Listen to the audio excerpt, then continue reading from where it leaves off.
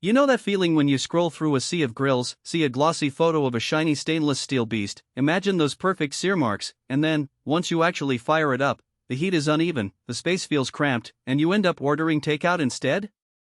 That frustration is why I wanted to make this video, to save you from buying a grill that looks great on a page but falls short when you actually grill a steak. Link is in the description if you want to check the product details on Amazon. I've spent a few weekends setting up a propane grill in my backyard, watching a few YouTubers test them, and reading the handful of reviews that actually talk about day-to-day use, so let's dig into whether the Broil King 875944 Baron S490 Pro IR lives up to the hype. First off, the biggest hesitation most new buyers have is, will this grill actually give me the heat I need for a good sear without burning the outside of the meat? That's the core of the value question. You're paying a premium for a name brand and a set of specs that sound impressive for stainless steel dual-tube burners, 40000 BTU on the main burner, and an infrared cooking zone.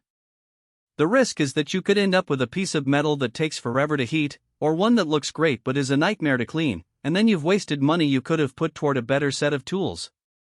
When you're shopping for a propane grill, there are 3 practical things to keep in mind.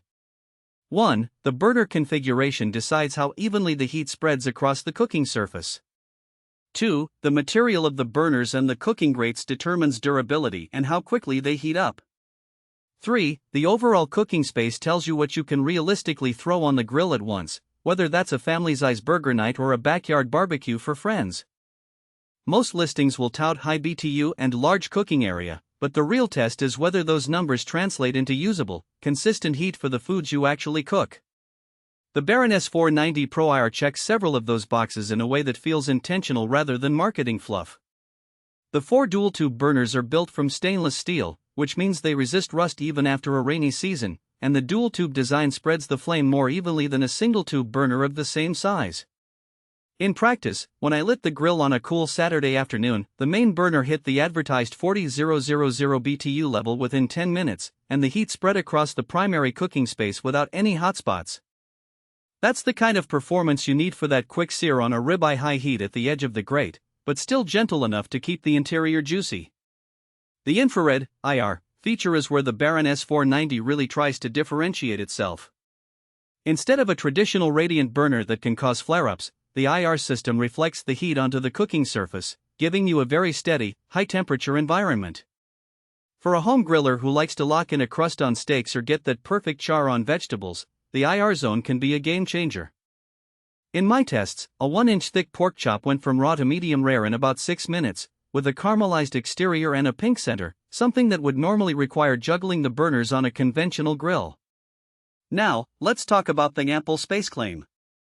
The primary cooking area on the Baron S490 is generous enough to handle 2 full-size 12-inch pans side by side, plus a spare spot for a small rotisserie attachment. If you regularly feed a family of 4 or host a couple of friends, that space lets you lay out a mix of burgers, hot dogs, and a side of kebabs without feeling cramped.